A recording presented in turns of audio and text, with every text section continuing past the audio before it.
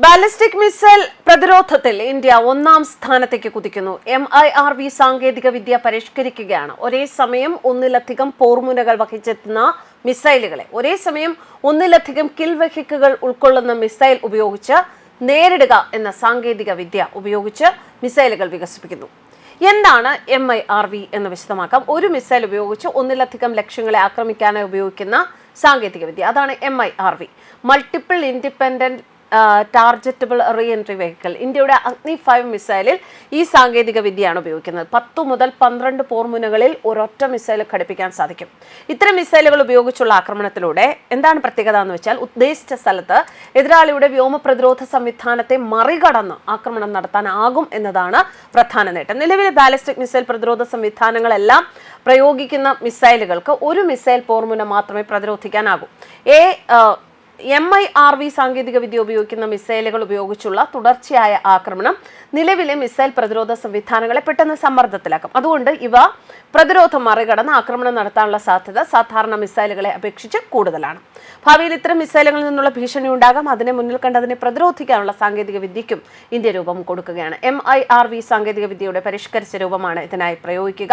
ഒരേ സമയം ഒന്നിലധികം പോർമുനകൾ വഹിച്ചെത്തുന്ന മിസൈലുകളെ ഒരേ സമയം ഒന്നിലധികം കിൽ വെഹിക്കിളുകൾ ഉൾക്കൊള്ളുന്ന മിസൈൽ ഉപയോഗിച്ച് നേരിടുക എന്നതാണ് ഈ തന്ത്രം.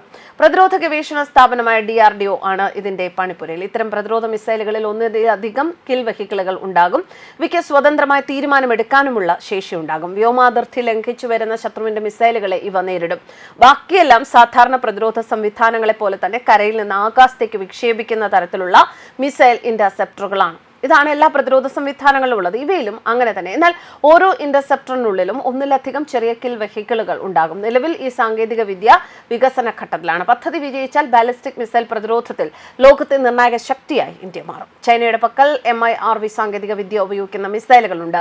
സമാനമായ സാങ്കേതിക വിദ്യ പാകിസ്ഥാൻ സ്വായത്തമാക്കാൻ ശ്രമിക്കുന്നുമുണ്ട്. അതിനാൽ സാങ്കേതിക വിദ്യ വികസിപ്പിക്കാനുള്ള ശ്രമങ്ങൾ ദ്രുതഗതിയിൽ പുരോഗമിക്കുകയാണ്. അയൺ ഡോം പോലുള്ള മിസൈൽ പ്രതിരോധ സംവിധാനങ്ങൾക്ക് തിരിച്ചറിഞ്ഞ് പ്രതികരിക്കാൻ ആവശ്യമായ സമയത്തെ മറികടക്കുന്ന വേഗമാണ് ബാലിസ്റ്റിക് മിസൈലുകൾക്കുള്ളത്. ഉയരത്തിലുള്ള സഞ്ചാരവും ബാലിസ്റ്റിക് മിസൈലുകളെ പ്രതിരോധ സംവിധാനങ്ങളുടെ കണ്ണുവെട്ടിക്കാൻ സഹായിക്കും.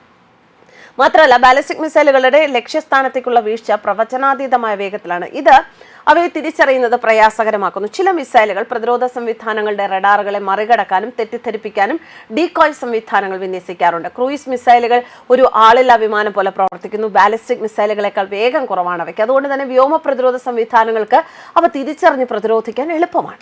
വളരെ താഴ്ന്നു പറക്കുന്നതിലൂടെ ക്രൂയിസ് മിസൈലുകൾക്ക് പ്രതിരോധ സംവിധാനങ്ങളെ മറികടക്കാനും സാധിക്കും. വിക്ഷേപണ ശേഷവും ക്രൂയിസ് മിസൈലുകളുടെ സഞ്ചാരപാതയിൽ മാറ്റം വരുത്താനാവും. അതുവഴി സഞ്ചാരപഥത്തിലെ തടസ്സങ്ങൾ മറികടന്ന് സഞ്ചരിക്കാൻ ഇവയ്ക്ക് സാധിക്കും. ബാലിസ്റ്റിക് മിസൈലുകൾക്ക് ഇത് സാധ്യമല്ല. ഇറാനിൽ നിന്ന് ബാലിസ്റ്റിക് മിസൈലുകൾക്ക് വെറും 12 മിനിറ്റിൽ ഇസ്രായേൽ എത്താൻ സാധിക്കുമെങ്കിൽ ക്രൂയിസ് മിസൈലുകൾക്ക് ഇസ്രായേൽ എത്താൻ 2 മണിക്കൂറെങ്കിലും വേണ്ടിവരും എന്നർത്ഥം. ഡ്രോണുകൾ ഈ ദൂരം സഞ്ചരിക്കാൻ 9 മണിക്കൂർ എടുക്കും. ന്യൂസ് ഡെസ്ക് കർമ്മ ന്യൂസ്.